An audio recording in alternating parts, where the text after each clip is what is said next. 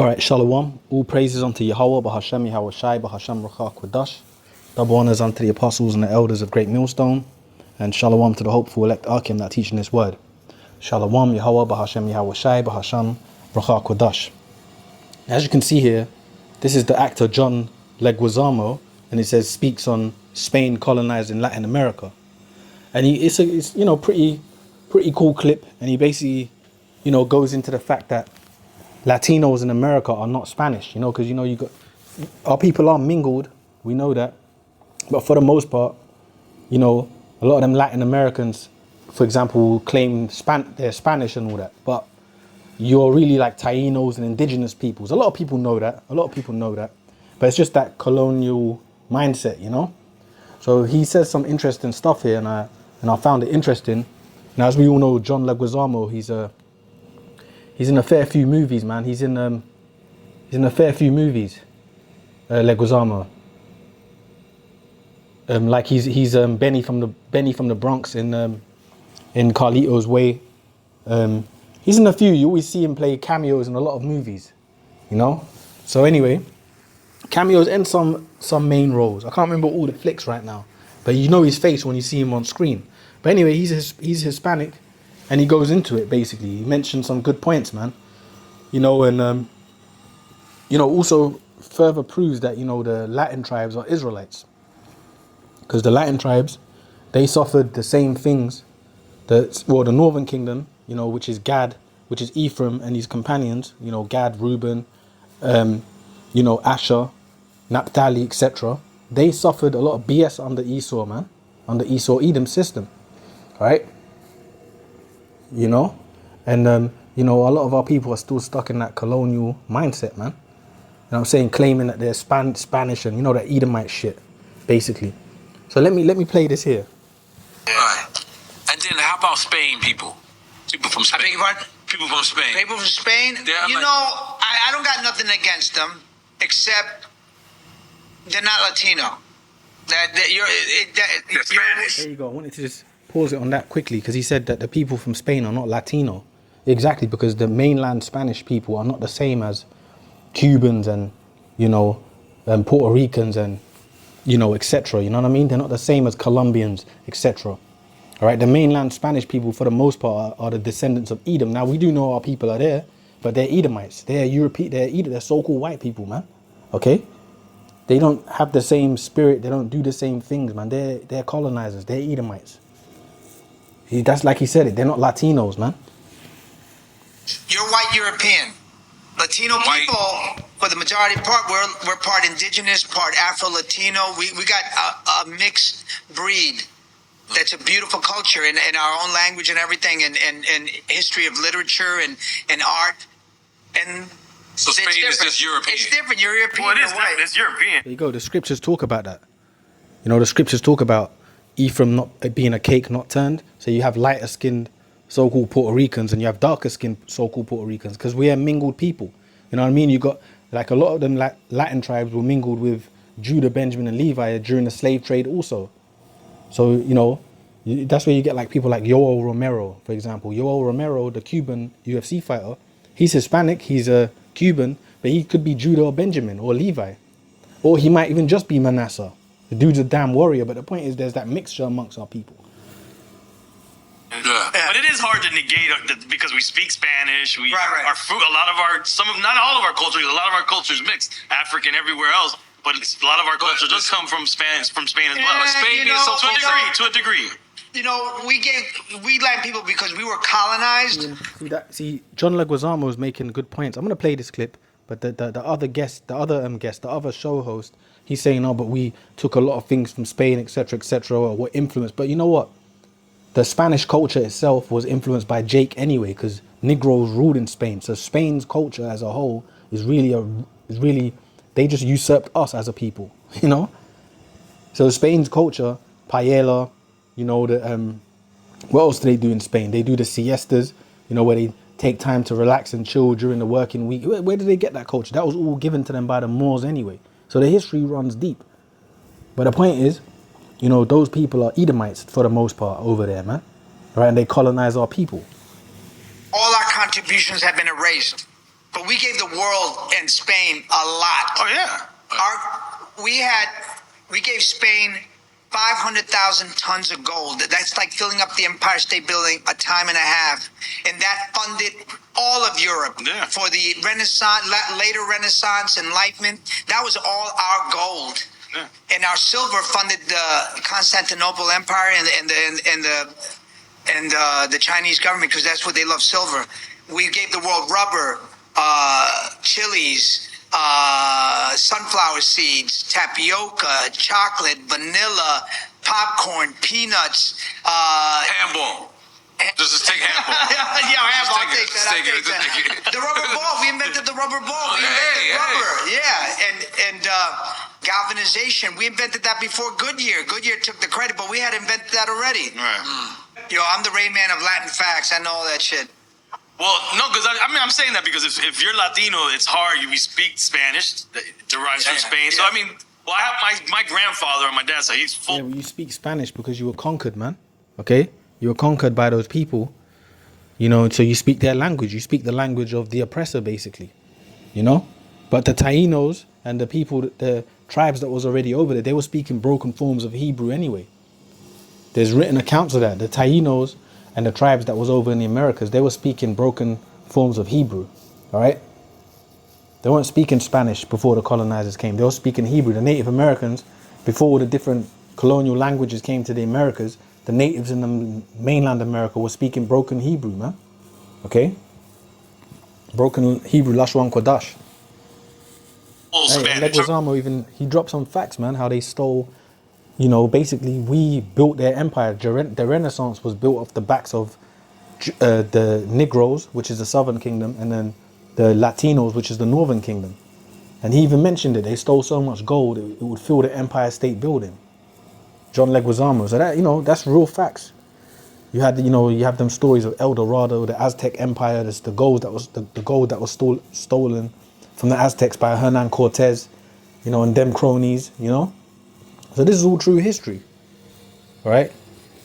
Right. So, you know, I just feel like there is a part of us that we can't negate from that part. But we understand no doubt. what that empire did. You go to Spain now, they have Christopher Columbus statues all over because it enriched their empire. Oh, yeah. I mean, it made Europe the powerful empires that they were in the 1800s and 1900s. But that was all from us. Right.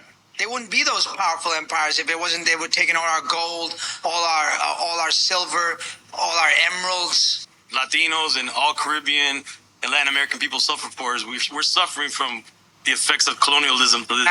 Absolutely. The way it brainwashed, it divided people by different, you know. But the exploitation, the exploitation that has been nonstop. Every time we're about to democratize a country. Yeah. So I mean, that was the point on it. That it paused there because the internet connection. But that was the point on that. He made some true points right there, all right? You know, the things that they stole, you know, the brainwashing of our people, okay? The brainwashing of our people, you know, with white Jesus, etc., etc. You know, Cesare Borgia, which them Latin tribes are heavily into. All the tribes are really into Caesar Borgia, man. All right, all the tribes, they're really into that Caesar Borgia crap.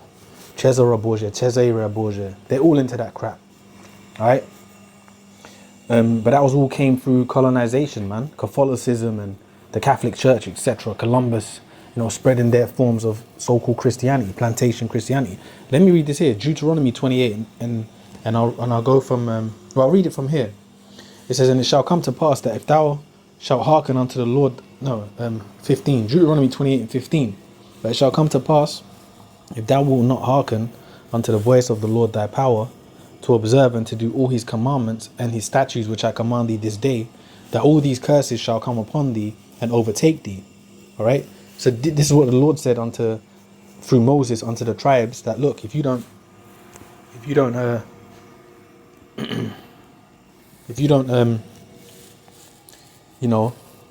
pay attention to my words, basically, you know, that all these curses shall come upon thee and overtake thee, right? All the curses shall come upon thee and overtake thee, okay? It says, "Cursed shalt thou be in the city, and cursed shalt thou be in the field." Cursed shall be thy basket, and cursed shall be thy basket and thy store, right? Cursed shall be the fruit of thy. Yeah. So the point is that the Lord through Moses let the tribes know. Look, if you don't listen to my commandments, you're going to be cursed, man. Okay, curses will come upon you. So when you read down here into verse 68, it says, "And the Lord thy power shall bring thee into Egypt again with ships by the way whereof I spake unto thee. Thou shalt see it no more again. And there thou shalt be sold unto your enemies for bondmen and bondwomen, and no man shall buy you." So these was curses that will come on our people for breaking the law, statutes, and commandments. And these curses damn sure fell on the Latin tribes, the northern kingdom. All right, Ephraim and his companions, they fell on our people, man. Because guess what? The Latin tribes, they was carted in slavery too. They were put in slave ships too. The Native Americans, the Tainos, they were enslaved in the Americas, and then they were basically transported to Spain. All right, paraded through Barcelona, paraded through Seville. Look up this history.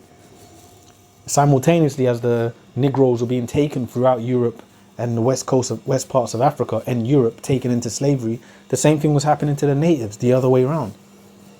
All right. So this has happened to our people. Okay, it says that. That's what John Leguizamo was touching on that. You know, he was touching on that, John Leguizamo, about the gold being stolen, etc. This was all the curses that fell on us, man. The Lord set the nation of Edom to come and basically bring us down.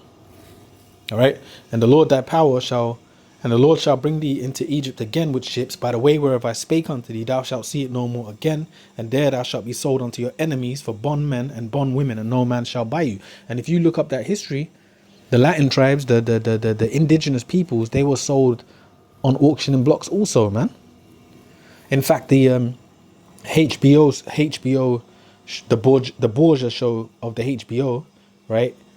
They showed you that. They showed them. They paraded Tainos to King Ferdinand, I think it was, or the kings in Spain, and then they were selling them, man. It showed that they brought them in chains to the banquet halls. So that's what happened to our people. The same things that happened to the Negroes happened to Latin tribes, because we're one people, right? We're the Israelites. So these was curses that fell upon us, man. Right, and a lot of our people, unfortunately, are still stuck in the well, not unfortunately, they're stuck in it because the Lord set it up that way. But they're stuck in that you know, that they're stuck in that slavery mindset. You know what I'm saying? That colonial slave mindset. A lot of our people are still in that spirit, man. That colonial slavery mindset, man. Still in that spirit, bro. You know? They don't ever want to let go of this kingdom, basically. Oh, and it said in Deuteronomy 28, it said that you'll be brought into Egypt again. What does Egypt represent? Egypt represents bondage, man. Okay, captivity. Just like ancient Egypt. In ancient Egypt, who was the captives in ancient Egypt? It was the Israelites. It was the northern and southern kingdom, you know? And you know what proves that as well? Also, the pyramids and stuff was built by our people, because when you look up Mexico, the Aztec Empire, they had similar structures to what was created in Egypt. They had pyramids in the Aztec Empire, all throughout North America, all throughout South America. There was pyramid structures that Esau still cannot recreate to this day. Okay, why are they there over there? Why are pyramids in Egypt, and why the hell are they over in South America? Because it was the same people, man, that built them, man. All right. So Hosea 9:11 it says, "As for Ephraim," which Ephraim represents Joseph, Ephraim is Joseph, which represents the so-called Puerto Ricans today. So it says, "As for Ephraim, their glory shall fly away like a bird from the birth and from the womb and from the conception." It says, "Though they bring up their children, yet will I bereave them. That there shall not be a man left. Yea, woe also to them when I depart from them." Yeah, and that there shall not be a man left. Woe also to them when I depart from them. Ephraim, as I saw Tyrus, is planted in a pleasant place, but Ephraim shall bring forth his children to the murderers. Yeah, and what the murderers that Ephraim shall bring his children forth to is who? Columbus, Hernan Cortez, the so-called Spaniards, man. The Spaniards, that spirit, right? To the Spanish conquistadors, all right? That's the murderers that came forth to murder Ephraim. And the Lord put that curse on our people. Okay? So it says, Ephraim, as I saw, Tyrus is planted in a pleasant place, but Ephraim shall bring forth his children to the murderers. Exactly. All right. And did that not happen to our people? You can look up the memoirs of Bartholomew de las Casas. You know, and he touches on that. He touches on, you know, the horrors that were going on in Latin America or South America at the time. Okay, with them conquests, there was mass murders. You know, children being killed, women, old, young. They had no remorse on our people, man. Okay. Feeding them to them dogs. I forgot what them dogs were called. Them dogs were specific Becerrillo dogs, I think they're called.